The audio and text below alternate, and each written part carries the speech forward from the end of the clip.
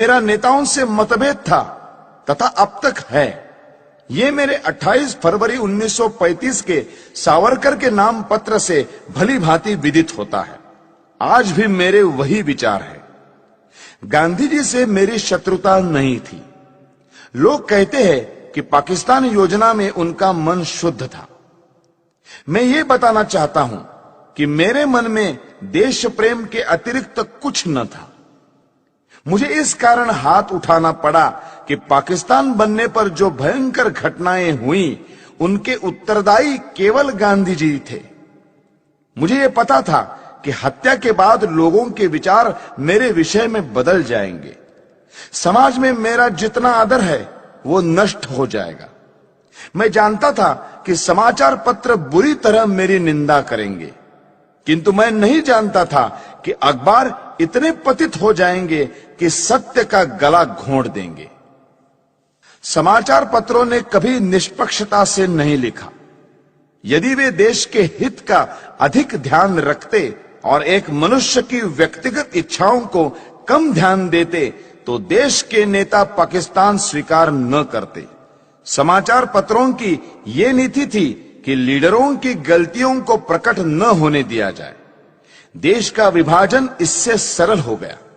ऐसे भ्रष्ट समाचार पत्रों के डर से मैंने अपने निश्चय की दृढ़ता को विचलित नहीं होने दिया। कुछ लोग कहते हैं कि यदि पाकिस्तान न बनता तो आजादी न मिलती। मैं इस विचार को ठीक नहीं मानता। लीडरों ने अपने पाप को छिपाने के लिए यह बहाना बनाया है। गांधीवादी कहते हैं कि उन्होंने अपनी शक्ति से स्वराज्य पाया। यदि उन्होंने अपनी शक्ति से स्वराज्य लिया है तो उन्होंने हारे हुए अंग्रेजों को पाकिस्तान की शर्त क्यों रखने दी और शक्ति से क्यों न रोका? मेरे विचार से महात्मा और उनके अनुयायियों की एक ही पॉलिसी रही, और वो ये कि पहले यवनों की मांग पर विरोध दर्शाना, फिर हिचक दिखाना और अंत में आत्मसमर्पण कर देना। इसी प्रकार पाकिस्तान की रूपरेखा स्वीकार कर ली गई। 15 अगस्त 1947 को छलपूर्वक पाकिस्तान स्वीकार कर लिया गया।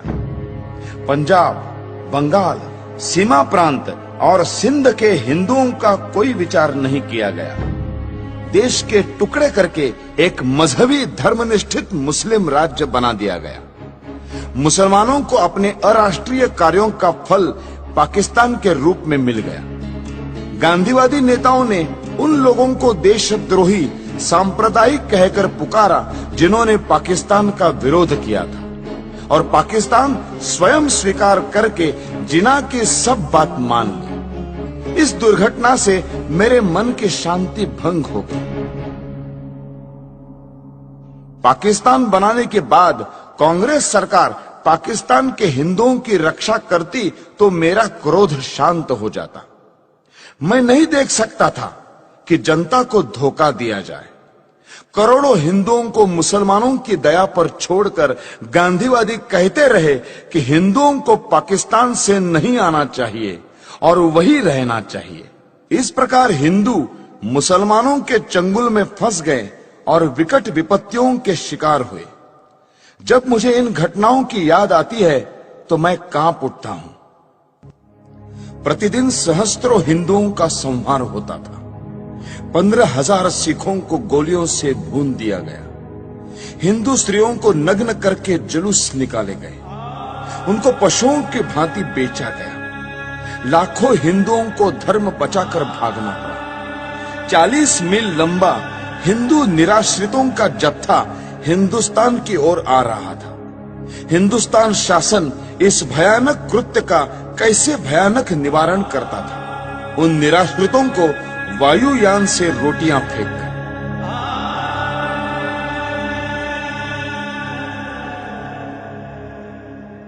भारत सरकार पाकिस्तान से अत्याचार रोकने के लिए अनुरोध करती या धमकी देती कि यदि पाकिस्तान में अत्याचार बंद नहीं हुआ तो भारत में भी मुसलमानों की बुरी दशा होगी, तो इतने अत्याचार न होते। भारत सरकार गांधी जी के इशारों पर चलती थी और उसकी नीति कुछ और ही थी। यदि पाकिस्तान के हिंदुओं की रक्षा के लिए समाचार पत्र कुछ लिख देते थे तो यह अर्थ लिया जाता था कि वे हिंदू मुसलमान में मतभेद फैलाने का प्रयत्न कर रहे हैं। ऐसे कार्यों को अपराध माना जाने लगा और प्रेस इमरजेंसी एक्ट की धाराएं लागू करके एक के बाद एक दूसरी जमानत मांगी जाने लगी। मुझे भी अनेक नोटिस मिले और 16,000 रुपए की सुरक्षित निधि तक मांगी गई। श्री मोरारजी देसाई के न्यायालय बयान के अनुसार ऐसी 900 घटनाएं हुई। इतना ही नहीं, जब प्रेस प्रतिनिधि मंडल मोरारजी से मिलने गया तो उन्होंने उनकी एक न सुनी। इस प्रकार मुझे आशा न रही कि गांधीवादी कांग्रेस सरकार पर शांतिमय ढंग से दबाव डाला जा सकता है। जब इस प्रकार की घटनाएं हो रही थी तब पाकिस्तान या मुसलमानों के विरुद्ध गांधी जी ने एक भी शब्द नहीं कहा। हिंदू जाति और संस्कृति को मिटाने के लिए मुसलमानों ने जो अत्याचार किए उनका मूल कारण गांधी है। यदि भारत की राजनीति को भली भांति संभाला जाता तो ऐसा हिंदू संहार कभी न होता जैसा अब हुआ और जिसका उदाहरण इतिहास में कहीं नहीं मिलता। सबसे महत्वपूर्ण बात यह है कि मुसलमानों से संबंध रखने वाली समस्याओं में गांधी जी ने कभी जनता के विचारों की ओर ध्यान नहीं दिया। गांधी जी की अहिंसा की आड़ में इतना रक्तपात हो चुका था कि जनता पाकिस्तान के पक्ष में किसी भी विचार का स्वागत करने के लिए तैयार न थी। स्पष्ट था कि जब तक पाकिस्तान में धर्मांध मुसलमान राज्य है तब तक भारत में शांति नहीं हो सकती।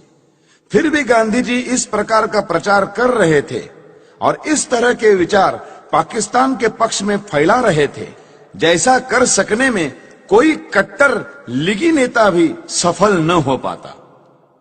इन्हीं दिनों में उन्होंने आमरण अनशन की घोषणा करते हुए जो शर्तें रखी वे सब भी केवल हिंदुओं के विरुद्ध और मुसलमानों के पक्ष में थी।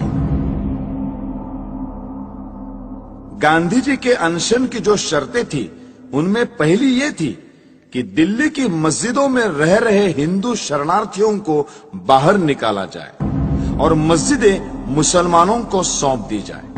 गांधी जी ने अपनी शर्त सरकार और अन्य नेताओं को अनशन की धमकी देकर स्वीकार कराई।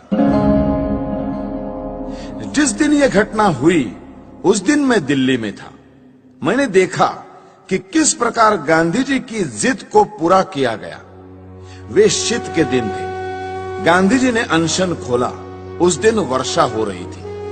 ऐसी असाधारण सर्दी और वर्षा में अच्छे स्थानों पर रहने वाले लोग भी कांप रहे थे। उस समय निराश्रित शरणार्थियों के कुटुंब मस्जिदों से सर्दी के मारे कांपते हुए निकाले गए। उनकी रक्षा का कोई प्रबंध नहीं किया गया। कुछ शरणार्थी जो कुटुंब और स्त्रियों सहित बिरला हाउस गए और उन्होंने नारे लगाए, गांधी जी हमें स्थान दो। उस भव्य भवन में रहने वाले गांधी तक उन निराश्रितों की आवाज नहीं पहुंच सकी। मैंने यह दृश्य अपनी आंखों से देखा जिसे देखकर कठोर से कठोर व्यक्ति का हृदय भी पिघल जाता। मेरे मस्तिष्क में इससे अनेक विचार आने लगे। मैंने सोचा कि क्या शरणार्थियों ने प्रसन्नता से इन मस्जिदों में डेरे डाले थे? नहीं, गांधी को भी उन स्थितियों का पूरा पता था जिनसे बाध्य होकर उन्हें अपने घर छोड़कर इन मस्जिदों की शरण लेनी पड़ी। पाकिस्तान में एक भी मंदिर या गुरुद्वारा सुरक्षित नहीं रहा। शरणार्थियों ने अपनी आंखों से देखा था कि किस प्रकार मुसलमानों ने केवल हिंदू मंदिरों और गुरुद्वारों को अपवित्र किया।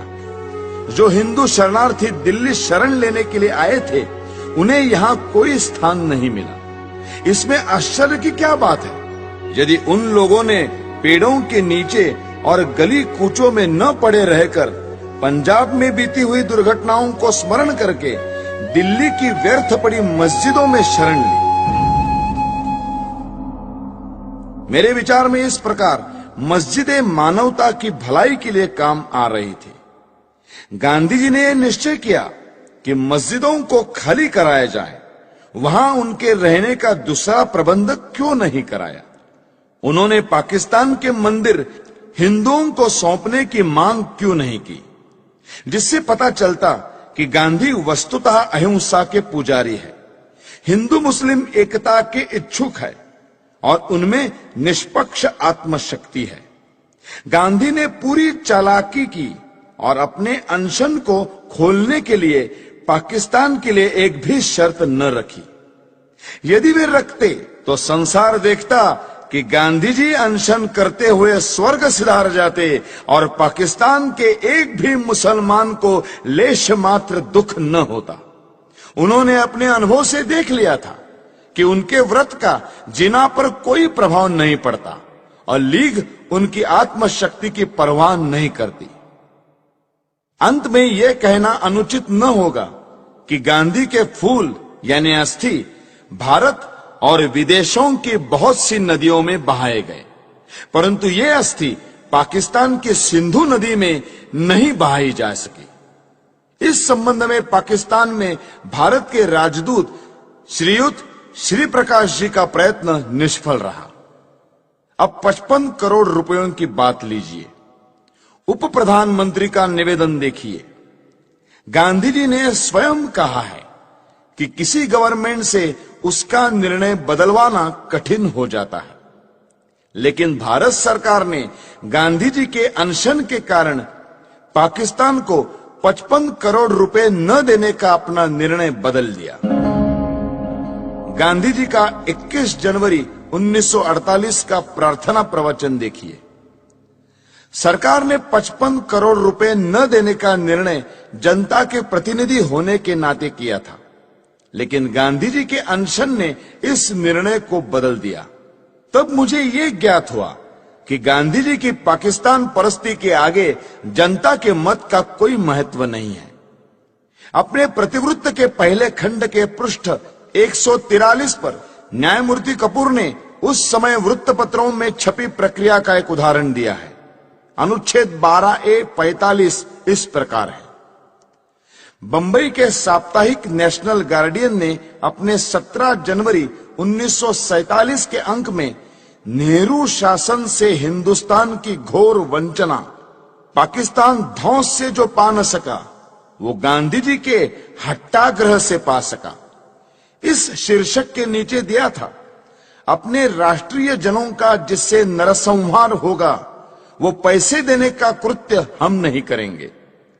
ऐसी गर्जना चल रही थी और सरदार वल्लभ भाई के ध्वंस को और दबाव में भीख नहीं डालेंगे, ऐसे वीरत्व के शब्द सुनने में आते थे। इतने में ही गांधी ने अनशन करके पाकिस्तान को करोड़ों रुपए देने को नेहरू शासन को बाध्य किया। 55 करोड़ प्रदान की स्वीकृति से लोग कैसे प्रक्षुब्ध थे, इसका ये उदाहरण है। मुसलमानों ने स्वतंत्रता आंदोलन का विरोध किया, इसीलिए पाकिस्तान बना। जिन्होंने पाकिस्तान का पक्ष लिया उनको 5वें स्तंभी कहा गया है, उनकी निंदा की गई है। परंतु मेरी दृष्टि में गांधी जी ने पाकिस्तान का पक्ष सबसे अधिक लिया और कोई शक्ति उनको रोक नहीं सकी। इस स्थिति में हिंदुओं को मुसलमानों के अत्याचारों से बचाने का एक ही उपाय था कि गांधी का अंत कर दिया जाए। गांधी जी राष्ट्रपिता के नाम से पुकारे जाते हैं, जो अत्यंत सम्मान का पद है, पर वे पिता का कर्तव्य पालन करने में असफल रहे। उन्होंने तो बड़ी निर्दयता से राष्ट्र के 2 टुकड़े कर दिए। यदि वे सच्ची आत्मा से पाकिस्तान का विरोध करते तो लीग कभी भी इतनी सुदृढ़ता से ये मांग न रख पाती और अंग्रेज पूर्ण प्रयत्न करके भी इसे न बना पाते। देश की जनता पाकिस्तान बनाने की घोर विरोधी थी, पर गांधी जी ने जनता को धोखा दिया और मुसलमानों के पाकिस्तान का पिता सिद्ध किया है। इसलिए मैंने भारत माता का एक पुत्र होने के नाते अपना कर्तव्य समझा कि ऐसे व्यक्ति का अंत कर दिया जाए, जिसको कहा तो जा रहा है राष्ट्रपिता, किंतु जिसने मातृभूमि का विभाजन करने में सर्वाधिक हाथ बटाया है। हैदराबाद की समस्या का भी यही इतिहास है। निजाम के मंत्रियों एवं रजाकारों ने जो अत्याचार हिंदुओं पर किए, उनका वर्णन करने की आवश्यकता नहीं है। वहां के प्रधानमंत्री लायक अली जनवरी 1948 के अंतिम सप्ताह में गांधी जी से मिले थे।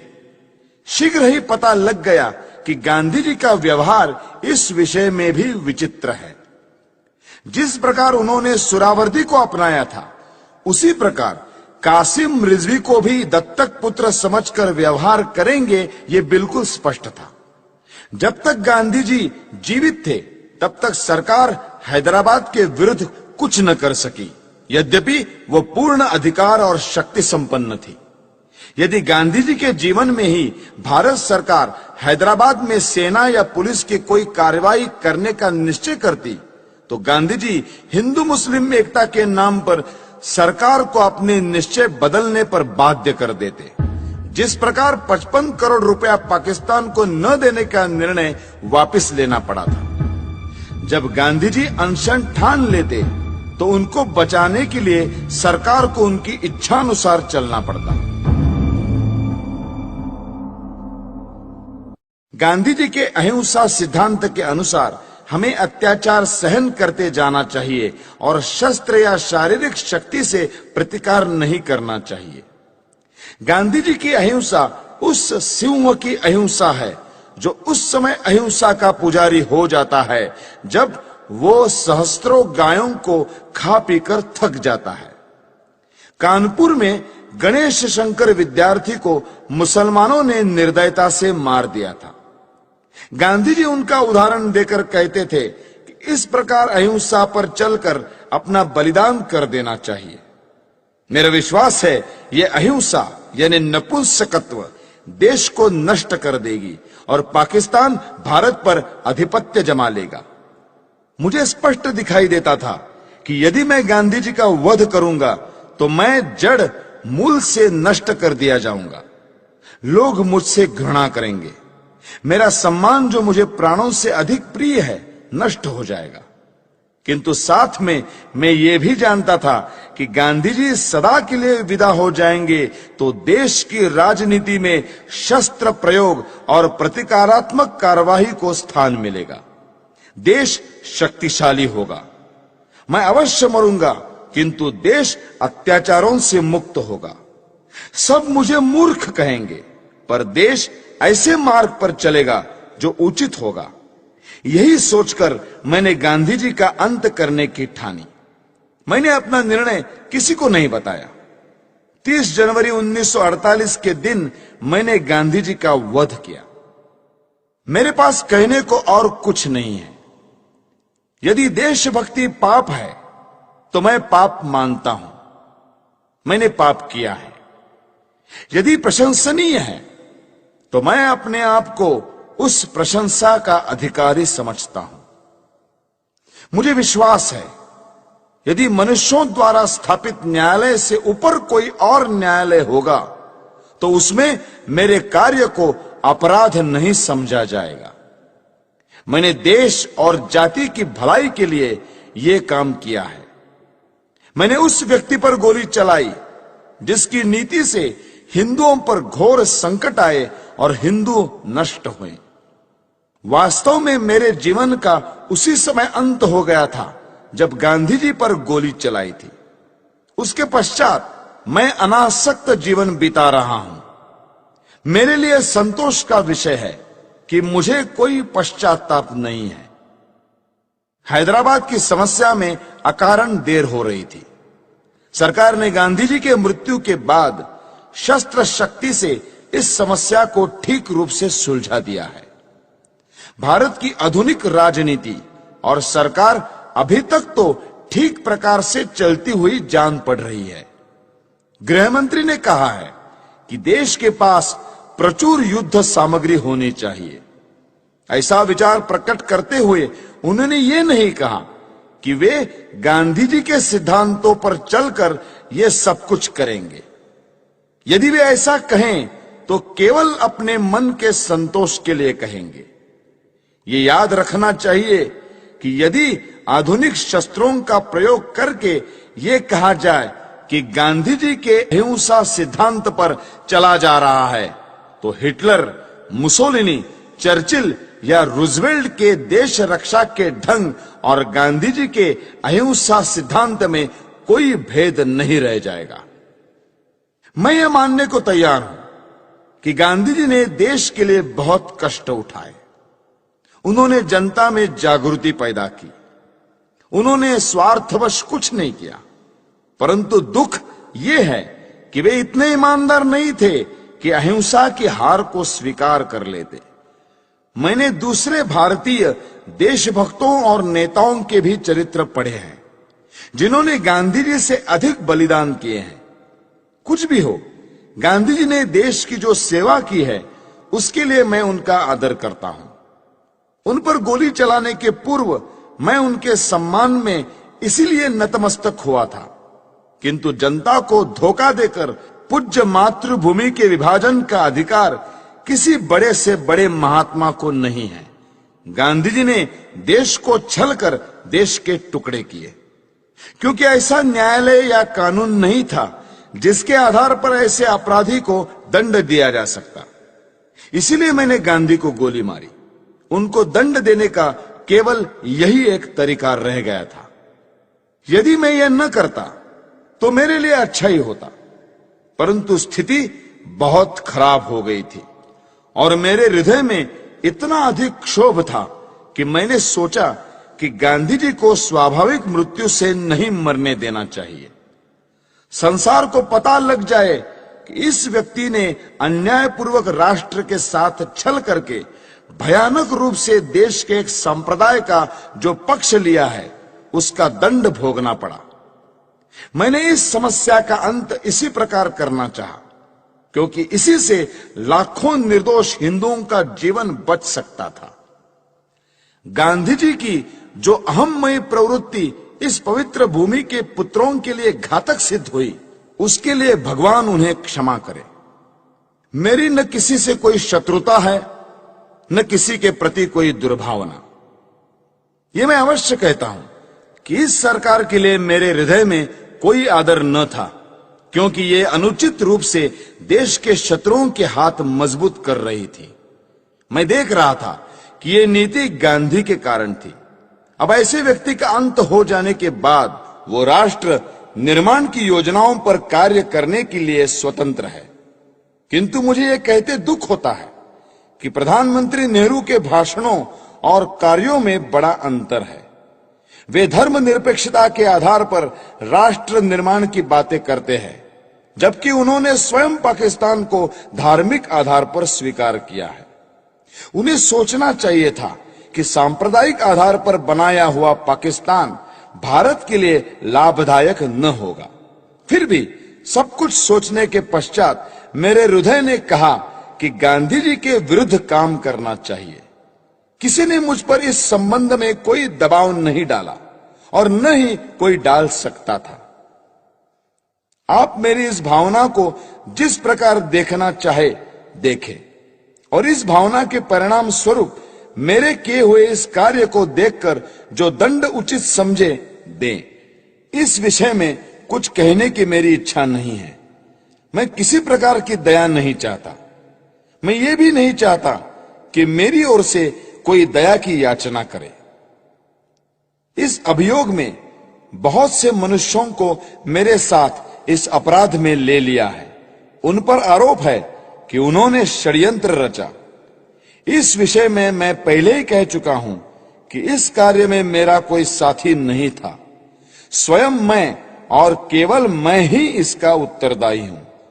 यदि दूसरे लोग इसी दोष के लिए नहीं खड़े किए जाते तो मैं अपने लिए बचाव भी न करता। न्यायालय को मालूम है कि 30 जनवरी 1948 के कृत्य से संबंधित साक्षीदारों की परिपरीक्षा यानी क्रॉस एग्जामिनेशन न ली जाए, ऐसी मेरी इच्छा थी और मेरे विधिज्ञों को भी मेरा वैसा आग्रह रहा था। इससे मैं अपने लिए बचाव नहीं कर रहा, यह स्पष्ट होगा। मैं इस बात को पहले ही बता चुका हूं कि 20 जनवरी को मैं शांतिमय प्रदर्शन के पक्ष में न था। अपने सिद्धांतों का प्रचार करने के लिए यह उपाय मुझे व्यर्थ प्रतीत होता था। फिर भी मैंने प्रार्थना सभा में होने वाले उस प्रदर्शन में सम्मिलित होना स्वीकार कर लिया। यद्यपि इसमें सम्मिलित होने की मेरी आंतरिक इच्छा न थी, दैव योग से मैं उसमें सम्मिलित न हो सका और किसी कारण से जब यह प्रयत्न सफल भी नहीं हुआ तब मुझे बड़ी निराशा हुई। आप्टे और अन्य लोगों ने पूना, बंबई, ग्वालियर में स्वयं सेवकों के लिए जो परिश्रम किया था उसका कुछ भी फल नहीं निकला। तब गांधी जी के वध के अतिरिक्त मेरे लिए दूसरा मार्ग नहीं रह गया था। इन्हीं विचारों में खोया हुआ जब मैं दिल्ली के शरणार्थी कैंप में घूम रहा था तो मुझे एक फोटोग्राफर मिला जिसकी कमर में कैमरा लटक रहा था। उसने मुझे फोटो उतरवाने के लिए कहा। वो शरणार्थी ही प्रतीत होता था। मैंने फोटो खिंचवा लिया। जिस समय मैं स्टेशन पर आया मैंने आप्टे को 2 पत्र लिखे जिसमें अपनी मानसिक दशा का वर्णन किया और अपने फोटो भी भेज दिए। नानाराव आप्टे से प्रेस और पत्र के क्षेत्र में मुझसे घनिष्ठ संबंध थे। उन्हें मैंने एक पत्र व्यक्तिगत पते पर भेजा और दूसरा हिंदू राष्ट्र कार्यालय के पते पर। अंत में मैं ये कहना चाहता हूं कि जो वक्तव्य मैंने दिया है वो सत्य और शुद्ध है। प्रत्येक बात संदर्भ ग्रंथों को देखकर तैयार की गई है। मैंने सरकारी समाचार पत्र, इंडियन ईयर बुक, कांग्रेस का इतिहास, गांधी जी की आत्मकथा, समय समय पर प्रकाशित कांग्रेस के बुलेटिन, यंग इंडिया और हरिजन की फाइलें और गांधी जी की प्रार्थना सभा के भाषणों से ये वक्तव्य तैयार करने में सहायता ली है। मैंने ये लंबा वक्तव्य इसलिए नहीं दिया है कि लोग मेरे कार्य को सराहें, बल्कि इसलिए दिया है कि लोग मेरे विचारों को भली भांति जान जाए और किसी के मस्तिष्क में मेरे विषय में कोई भ्रांत धारणा न रहे। भगवान करे हमारा देश फिर अखंड हो और जनता उन विचारों का त्याग करे जो अत्याचारी के आगे झुकने की प्रेरणा देते हैं। भगवान से यही मेरी अंतिम प्रार्थना है। मेरा वक्तव्य अब समाप्त हो चुका है। आपने इसे ध्यान से सुना और सुविधाएं दी, उसके लिए मैं कृतज्ञ हूं। जिन्होंने इस बड़े अभियोग में मुझे कानूनी सहायता दी और जो पुलिस ऑफिसर इस अभियोग से संबंधित हैं, उनके प्रति मेरे हृदय में कोई दुर्भावना नहीं है। मैं उनके सद्व्यवहार के लिए उनका भी कृतज्ञ हूं। जेल के ऑफिसरों को भी धन्यवाद। उन्होंने मेरे साथ बहुत अच्छा व्यवहार किया है। यह सत्य है कि मैंने 300-400 लोगों के बीच दिन के समय गांधी पर गोलियां चलाई। मैंने भागने का कोई प्रयत्न नहीं किया। वास्तव में भागने का विचार मेरे मस्तिष्क में आया ही नहीं। मैंने अपने ऊपर गोली चलाने का प्रयत्न भी नहीं किया। आत्मघात करने का मेरा कभी विचार न था, क्योंकि मैं अपने विचारों को खुले न्यायालय में प्रकट करना चाहता था। आलोचनाओं के बावजूद भी मैंने जो कृत्य किया उसके नैतिक पक्ष पर मेरी आत्मा कभी विचलित नहीं हुई।